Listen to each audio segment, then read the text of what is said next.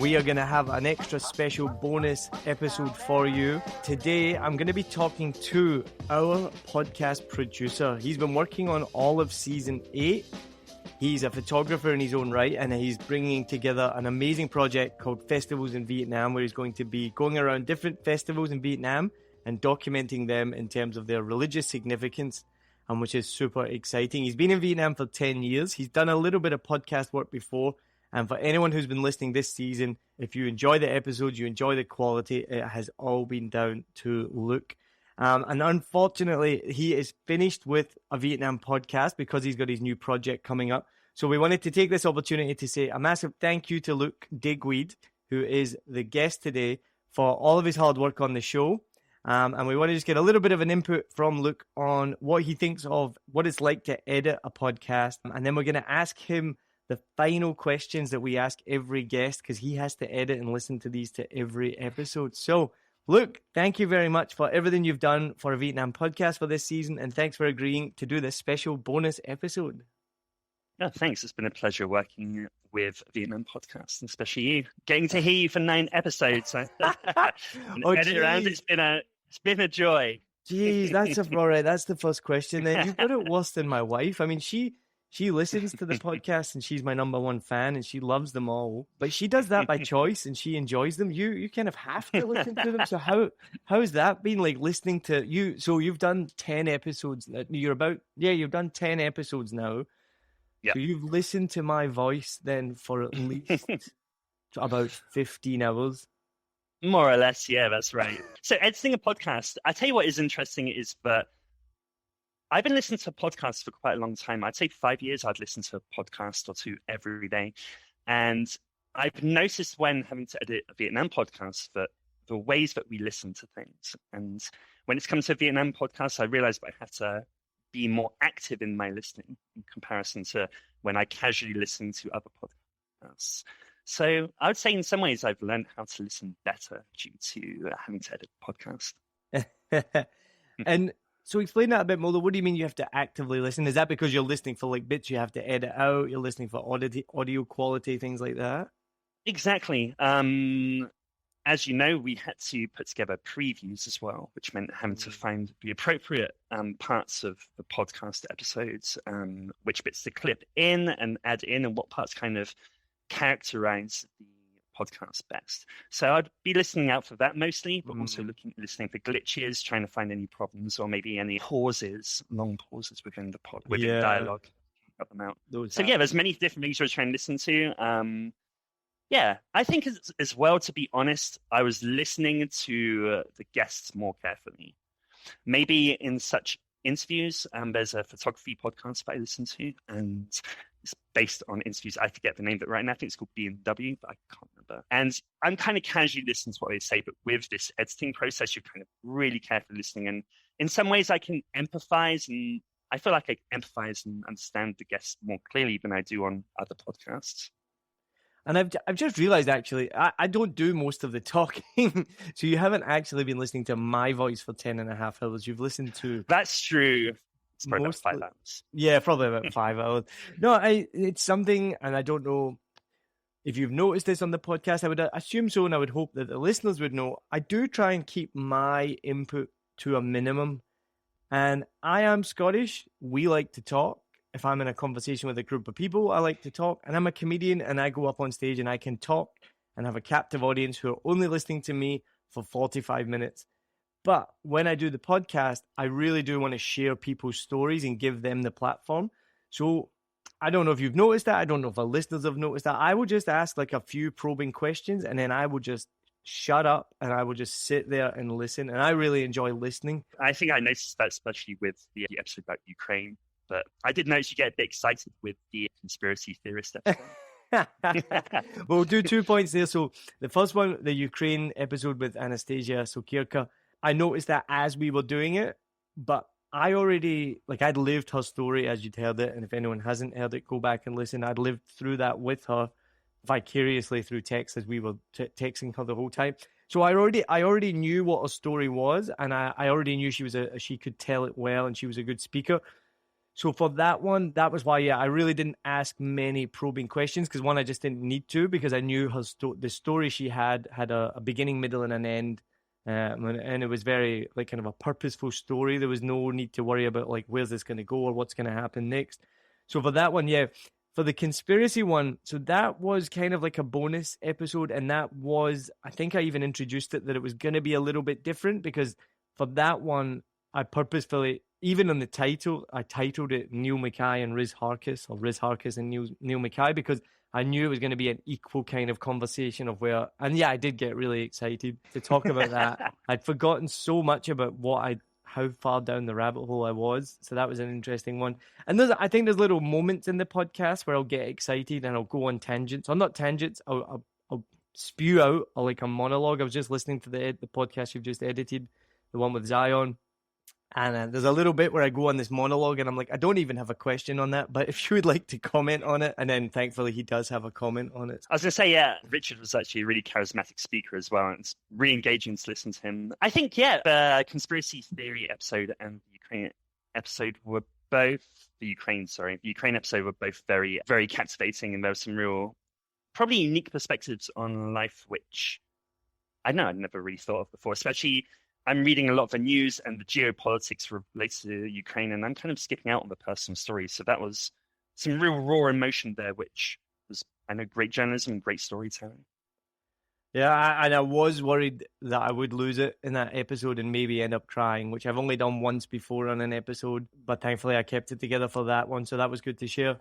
So over the 10 episodes then, so what have been some of the highlights for you then? You've touched on a couple there. What have been some of the most interesting things that we've talked about? I would firstly go for the latest episode, Zion Johnson. I really enjoyed that because there is a journey of discovering a new country as well as exploring yourself and Zion talks about exploring his gender identity and how that relates to the outer world. And that for me was interesting. I think anybody who's come to live in Vietnam probably goes through some personal journey as they explore a new country. I found that very interesting. Tracy was another one. Going to be cutting out all these ums, I think, after this recording, right? Yeah, Tracy was also... Don't worry, yeah, we'll cut out all the ums and the ahs and the long pauses. Tracy was also great. It was great to hear how he came as a second generation Vietnamese person from France and how his parents moved to a different country and how he came here to kind of escape his own personal problems. That was also another captivating episode. Moni Lair was another part. There was a part where she described coming to Hue. As I live in Hue, I guess I can personally connect with descriptions of Hue, and she was speaking about as a child she came up here and visit her grandma. I thought it was pretty cool. Richard, of course, I'm a fan of football, so listen to his stories of football and his personal opinions on it. I know a couple of people who are involved with football in Vietnam as well, so it kind of goes into my personal life there. And then finally, the first episode, then I think I was super nervous about producing the first episode. So I listened to Ben's episode, the first episode of this season, quite a lot, and I just enjoyed some of comical anecdotes. You know, he was super fun. You know, he was awesome. Yeah. And I think maybe one of the most, I don't know if you call it a highlight, but the moment that stands out for me, you mentioned like Tuasi, when he talked about the book that had been written about his family, and he'd only just found out that there was like a book existed about his grandmother, and I was like, wow, that's wild. Yeah, like if I found out suddenly that there was a book about my family, that would just blow me away. And there was obviously, if you go back and listen to the episode, there was a bit of family conflict and things like this, so the fact that there was actually a book about that was absolutely mind-blowing to me, but that was great. No, so honestly, yeah, all the episodes have turned out great. If anyone doesn't know as well, so Luke makes the teasers as well, as you heard. He listens to the episode, chooses it. Since the lockdown kind of eased, I've gone back to, teaching. The shows have come back. We've got more podcasts going. I'm helping make podcasts for other people. And it's been something that I've been wanting to get help with for like a long time. I really enjoy the editing part of it. Some people hate it. I personally like it. But it was just in terms of like, it was taking up so much of my time, and I just had to get help with it. And so, yeah, I really can't thank you enough, because honestly, I don't think a Vietnam podcast would have come out this season without your help, or I would have had to have given up on something else, which I just don't think I had the time to give up on that. Do you want to share with people as well? I know it's a common thing for maybe people who listen, maybe not people who listen to podcasts, but people who make podcasts. Do you want to give people an idea of maybe what do you have to do step by step? You don't need to go in detail, and just how long it takes to make an episode, because it's something most people who start a podcast and don't continue it do it because they don't realize how long it takes to make. And we now use a program called Descript, which cut everything down by like 90%, whereas I used to do it on GarageBand by myself. And I remember in the beginning being up all night on a Monday night or Sunday night, up to 1 a.m, editing it, because you have to like look at the waveform, which is like you can just see the audio wave, you can't actually see the words, and you have to snip out little bits, and it would take forever. Now we have, we're in 2022, we use a program called Descript, which is AI powered, and a lot of it is automated or super intuitive. So that's the only process that you've used for a Vietnam podcast, which makes everything much easier. But even with that said, and in using an AI-powered technology, what are the steps you have to take to make the podcast, and how many hours does it take? So, yeah, Descript is a fantastic program. It's made things so much easier, like you said. And similarly, when I was working on a podcast before, we were recording it by video and then extracting the audio, and same kind of thing. It's just hours. Yeah, so Descript, essentially, it takes like 2 to 3 hours. So I guess it really depends on how long the podcast is for. I'd say it would be maybe 2 hours plus however long the podcast is. Most of it is really easy, like synchronizing voices, how many speakers you have, cutting out the ums from your speech. That's something it does by itself. I'm trying to think what else we do. I guess if you're going to listen all the way through, because it scripts what it hears, then you can find certain parts of the text. If there's something you want to cut out, you can find the parts you want to cut out and do it straight away, or you can listen through and just delete it. It's really simple. But yeah, so synchronizing the voices, sometimes you might need to add some studio effects to voices depending on the quality of the audio. And then, you just want to listen through, comb through it, reduce any gaps. If it glitches in the sounds, then cut that out or try and reduce it as much as possible. Yeah, and then obviously we're talking about making the teasers. So we'd kind of like copy and paste sections of sound into one file, then publish that separately.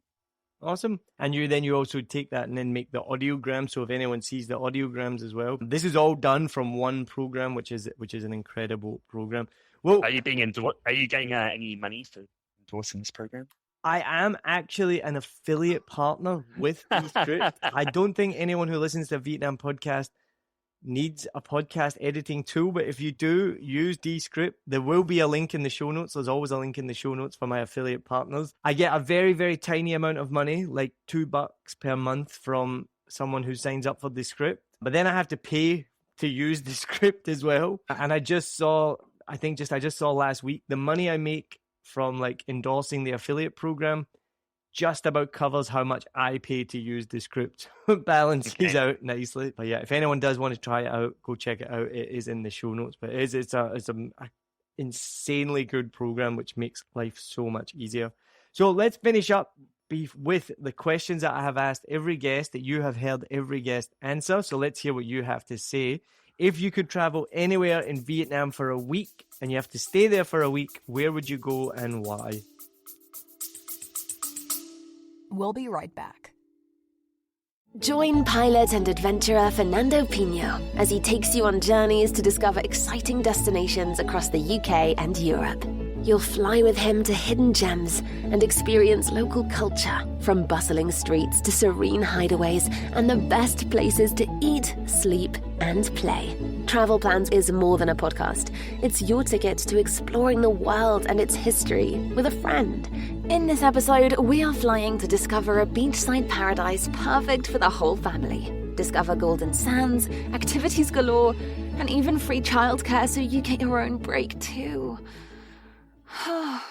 Why am I still here? I think you're going to find my answers very anticlimactic, so I'm very sorry about that. Well, I've just been on my 6-week trip to Vietnam, and I've traveled to a lot of places where I've never been or haven't been for a long time. So I guess if you asked me these questions a few weeks ago, it'd be different. But now, so there's 2 places I thought, the Dien Bien Phu, which is in the northwestern corner of the country. There's a lot of historical significance attached to it. I went there for a day in 2013. Didn't really explore it like I wanted to. So yeah, I'd probably go back there and spend a week there. Yeah, bien bientôt. All right. Another place is I was told about an island called Bac Long, which is near Haiphong. And when I met some people in Haiphong a few weeks ago, they said, "Oh, you've got to go here. It's really beautiful. It's so nice. It's the new cap." And apparently foreigners are not allowed to go there. So I don't really know the deals of it, but I guess that would be next on the tick list of places to go, try to get to Bac Long Island. Nice one. All right. Well, those are new answers. We haven't had them, so that's a good one. Now, unbelievably, it still blows my mind. We have tourists back. We did the comedy show last night, and we had 2 tourists there. It was the coolest thing ever. Like when I first started doing shows 3 years ago, it was the most normal thing. We had tourists come along. They'd been to Kuchi tunnels. They were up for a comedy show. We got to meet people from all over the world, and then that just stopped for 2 years and longer. So last night we had an awesome couple from England were at the show. They were loving their time in Vietnam. What advice would you give to a tourist who was coming to Vietnam for the first time? So I guess tourism had a sense of adventure about it, kind of to find your way around. And the last 10 years of technology, especially smartphones, I think a lot of people over-rely on apps or advice from the internet. And there's this horrible chain of information that's going around on the internet of things that people should do. And it's become a bit of a, I don't know, Mickey Mouse Disney World thing where people just eat the same information and consume the same information, give out the same information. So it's kind of lost its sense of adventure, I think. So I would recommend people to kind of get their research firsthand rather than looking at skip TripAdvisor, skip travel websites, and travel to a place and just ask. Try to find someone who speaks the same language as you and ask them for their own personal recommendations rather than getting it from websites. Because it's more of an adventure. It's more personal. There's more interaction going on, engagement with people, engagement with the city that you're visiting or the place. TripAdvisor, you end up just like looking up an address. You can get a Grab, taxi there. You eat what everyone else is eating. So my recommendation is get personal recommendations from people that live in the places you're visiting. Great advice. I like it. Yeah, because we went to Lishon Island last year, which is like off the beaten track, nice. And it's not touristy at all. We saw one other like Western tourist the whole time we were there, which obviously the borders were closed at the time, so that's not completely crazy, but it was kind of, a bit of a off the beaten track, bit of a mission to get there. Not a heap of information on the internet. You don't go to TripAdvisor like you say. So it meant a little bit more work, but it was completely worth it. So yeah, no, that's great advice. Did you have any garlic wine? I think we tasted it. Yeah, we brought back a lot of, because there's a black garlic, right? It's famous on the island, and we brought back a massive bag of black garlic. I love it. I was eating it like candies. It's so good. It's so tasty. I think I had a sip of the black wine, but we didn't buy it because it wasn't that good. Now, what advice would you give to someone thinking about moving to Vietnam? Okay, so I'm kind of repeating what Zion Johnson said in the last episodes that I think is a really good point. I think a lot of people who may have not lived abroad before, just like myself, never lived in Southeast Asia. I think a lot of people tend to not be so open to a new culture. And maybe things that people don't understand, they're ready to dismiss them as being nonsensical, maybe even culturally inferior. And it's kind of, there's often explanations underneath the things that we can observe as foreigners visiting a country. And you just kind of go to it with an open mind, don't be so judgmental, ask why, try to find out why. And these are kind of like the pathways into a deeper understanding of a culture, or deeper understanding of country, its culture and its history and its core values. So I'm sorry, it's not a very original answer, but I think it's so important. And I just remember when I first moved here, maybe I was quite naive and judgmental, and it took me a while to understand that there are some really cool things about this country, and you just need an open mind to approach them. I like it. Nice. And then this will be the last time I ask this question. What do you think is the difference between an expat and an immigrant? And you've heard everyone else's answer and me repeatedly. Yeah, right. So, yeah, and I know your opinion as well. Yeah, you do. Yeah. So I tell you, one of the cool things, maybe cool, interesting things about this is that I probably came into this podcast not knowing you were going to ask this question. I've always hated the term expat. I really refused to use it when describing people that live here, which is ironic because up until recently I was the administrator of the Expats in Hawaii Facebook group, which is really polite. I know you were talking about it on another episode, but it's a really polite, well-moderated forum. Good. It's not so bad, but yeah, the term expat is also something that I don't like. Similarly, while you've been talking about other people, I've kind of realized that there's some sort of privilege in being able to reject and opt for being called an immigrant, and maybe even being able to call yourself an expat, or sorry, to be able to choose or reject the term expat and immigrant automatically makes you an expat. So I understand that maybe to some aspects, but I don't know, there's a privilege in being able to call yourself an immigrant. So generally speaking, the last couple of years, or maybe even longer than years, I've just tried to avoid using the term expat and immigrant. And I think that where Vietnamese people discriminate is you're either Vietnamese or you're not. So I've always referred to people as foreigners or Vietnamese, and I think that ultimately that's probably the most important thing. That is it really important as to why we're here? Does it need to be told? Isn't the reasons that we're here more complex than a word? So I guess if you really want to know somebody, it's better to find out their story and find out where they are than try to just make out who they are by the word expat. So I call myself a foreigner. I call everyone else a foreigner. I try to avoid expat and immigrant.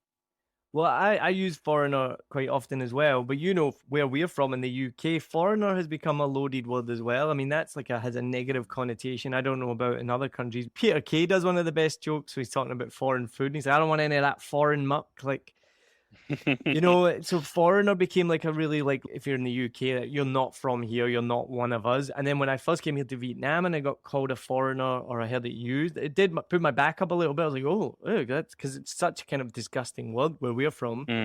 But then I realized it's completely meaningless and harmless, and it kind of describes what you are. You're just not from here. It's just what it is. You're a foreigner. I mean, there is discrimination there, but I think we have to kind of accept it. This is a very nationalist country. That is important to people. Yeah. Maybe not for reasons why you're here or not. I was also thinking, you know, like people, when talking about foreigners, people use the term "why," which is outsider. You know, you're not in the society, you're an outsider. So maybe we should call each other outsiders. That would be a good one as well. And then, you know, this is my favorite question. I'm probably going to keep this one in for the next season because I like it so much. If Vietnam was a person, how would you describe them? I don't think you're going to like my answer to this one either. So I'm sorry. I guess for me, I find it troubling to give Vietnam a gender. There's two reasons. Firstly, I think that the first one is that we all refer to our home countries as motherland, right? I think, do people call their home countries fatherland? I think it's more motherland, right? We look at our home countries as feminine. So I think there's just I speak about English language. I can't speak about Vietnamese. Vietnamese people use queer for their hometown. There's no gender use there.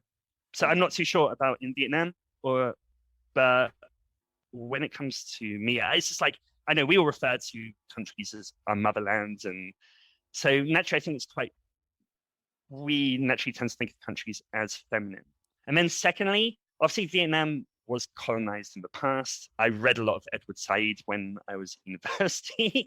I was doing post-colonial literature, and Edward Said was a post-colonial intellectual and writer, and he talks about Orientalism, how colonializing countries tends to feminize the colonized countries. So, you know, like Vietnam is just more complex than just gender. Like you have very uber masculine traits in Vietnamese culture, especially in Hue. Like in Vietnam, always think about Vietnam Hue as being overly masculine in some of its historical traits, cultural traits with the emperor, concubines, and things like that. But then we can also look at like the younger generations and what their perspective is on gender relations, sex relations, and see that gender is becoming increasingly, gender roles in Vietnamese society and tending to look to be more fluid. There's more of an acceptance of LGBTQ plus and stuff like that. So can I gender Vietnam? I cannot. But I guess if I wanted to characterize Vietnam, it would be Do you know Mother Goddess worship? No. Okay, Mother Goddess worship is, I think, it's Vietnam's only native religion.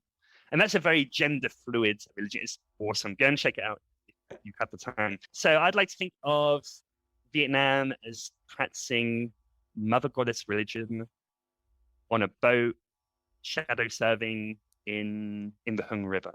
I don't know. It's very complex, but yeah, I'd rather say it's a gender neutral country, but one that's very religious, very open to new experiences, yet has a strong cultural character about it. Awesome. Great. That's a great answer. The most intelligent one. I had time to prepare. I had 10 episodes to think about that. I never thought I was going to be asked. Yeah, that is true. I only just asked you to do this recently, right? Well, look, thank you so much again. I've really appreciated all your help. Now I need to go and find someone else to do it. So if anyone's listening and they want to do what Luke did, then get in touch with me, because we need someone as awesome as him to help keep this podcast coming out. I would really recommend it. It's a great experience. I feel like I've learned a lot doing it. I've learned a new program. I've learned new ways to listen, and yeah, learned some new skills. So thank you very much for having me. It's been a pleasure. You are very, very welcome. You may already know this. I may have already made the announcement. I have an exciting announcement for season 9. I'm actually going to take a step back from hosting. So a Vietnam podcast will still come out, but I just need to take a break and recharge my batteries from hosting. And so we're actually going to have some amazing guest hosts for season 9. I've already got some amazing people lined up to do that. So we will still be looking for an editor. I'll still be involved. I'll still be helping produce the podcast, make it, everything. But I want a fresh voice after 8 seasons. I think it's time for me to take a step back and let other people give their voice to a Vietnam podcast. So that's going to be very exciting as well. Oh, enjoy your holiday. It's not going to be much of a holiday, but you're just not going to hear my voice, it's going to be a holiday for the listeners, I think, more than anything. So yeah, awesome. Well, look, this has been amazing. Thank you very much, and good luck with everything in the future. Cheers.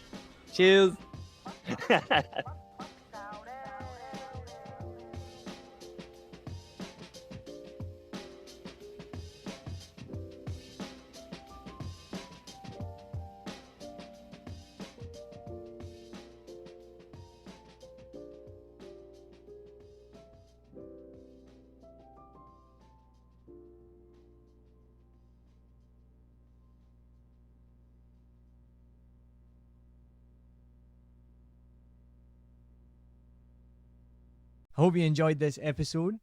If you're like me, you may use your laptop at places where you have to use public Wi-Fi. This opens you up to digital snoopers. It's a massive problem. It can be your internet service provider, or you know who, looking at what you do online, or a cyber criminal trying to steal your bank passwords or credit card info, or even a hacker at the next table trying to steal your sensitive data.